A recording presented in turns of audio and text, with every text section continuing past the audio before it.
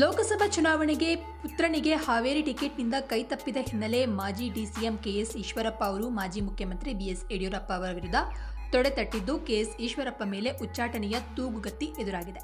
ಹೌದು, ಶಿವಮೊಗ್ಗ ಲೋಕಸಭಾ ಕ್ಷೇತ್ರದ ಬಿಜೆಪಿ ಅಭ್ಯರ್ಥಿ ಬಿವೈ ರಾಘವೇಂದ್ರ ಅವರ ವಿರುದ್ಧ ಸ್ವತಂತ್ರ ಅಭ್ಯರ್ಥಿಯಾಗಿ ಸ್ಪರ್ಧೆ ನಡೆಸಿರುವಂತಹ ಮಾಜಿ ಸಚಿವ ಕೆಎಸ್ ಈಶ್ವರಪ್ಪ ಅವರು ಸ್ವಪಕ್ಷದ ನಾಯಕರ ವಿರುದ್ಧ ಬಂಡಾಯದ ಬಾವುಟ ಹಾರಿಸಿದ್ದಾರೆ. ಅಲ್ಲದೆ ನಿರಂತರವಾಗಿ ಮಾಜಿ ಸಿಎಂ ಬಿಎಸ್ ಯಡಿಯೂರಪ್ಪ ಕುಟುಂಬದ ವಿರುದ್ಧ ವಾಗ್ದಾಳಿ ನಡೆಸ್ತಾ ಇರುವ ಕೆಎಸ್ ಈಶ್ವರಪ್ಪ ಅವರಿಗೆ ಏಪ್ರಿಲ್ 22ರಂದು ನಾಮಪತ್ರ ವಾಪಸ್ ಪಡೆಯಲು ಡೆಡ್ಲೈನ್ ನೀಡಲಾಗಿದೆ.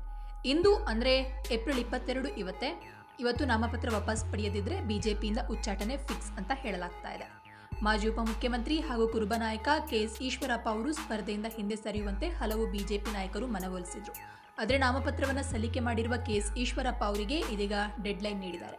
ಪಕ್ಷೇತರ ಅಭ್ಯರ್ಥಿಯಾಗಿ ನಾಮಪತ್ರ ಸಲ್ಲಿಸಿರುವಂತಹ ಈಶ್ವರಪ್ಪ ಅವರಿಗೆ ನಾಮಪತ್ರ ಹಿಂಪಡೆಯಲು ಇದೇ ತಿಂಗಳ 28ರವರೆಗೆ ಕಾಲಾವಕಾಶ ಇದೆ. ಇನ್ನು ಬಿಜೆಪಿ ನಾಯಕರು ಏಪ್ರಿಲ್ 22ರವರೆಗೆ ಅವಕಾಶವನ್ನು ನೀಡಲಾಗಿದ್ದು, ಒಂದು ವೇಳೆ 28ರ ಒಳಗೆ ಈಶ್ವರಪ್ಪ ತಮ್ಮ ನಾಮಪತ್ರವನ್ನು ಹಿಂಪಡೆಯದೆ ಕಣದಲ್ಲಿ ಉಳಿದಿದೆ ಆದರೆ ಅದನ್ನು ಅಶಿಸ್ತು ಅಂತ ಪರಿಗಣಿಸುವ ಬಿಜೆಪಿ ನಾಯಕರು ಅವರನ್ನು ಸ್ವಪಕ್ಷದ ಪ್ರಾಥಮಿಕ ಸದಸ್ಯತ್ವದಿಂದಲೇ ಉಚ್ಚಾಟಿಸಲಿದೆ ಅಂತ ತಿಳಿದು ಬಂದಿದೆ.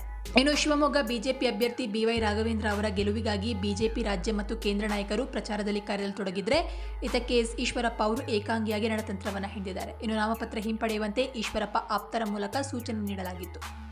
ಆದರೆ ಈಗಾಗಲೇ ಬಹುದೂರ ಸಾಗಿರುವಂತಹ ಅವರು ಬ್ರಹ್ಮ ಬಂದ್ ಹೇಳಿದ್ರು ಕೂಡ ನಾಮಪತ್ರವನ್ನು ಹಿಂಪಡೆಯೋದಿಲ್ಲ ಅಂತ ಕಡ್ಡಿ ಮುರಿದಂತೆ ಕೆಎಸ್ ಈಶ್ವರಪ್ಪ ಅವರು ಹೇಳಿದ್ದು ಬಿಜೆಪಿಯಿಂದ ಉಚ್ಚಾಟನೆ ಫಿಕ್ಸ್ ಅಂತ ಹೇಳಲಾಗ್ತಾ ಇದೆ.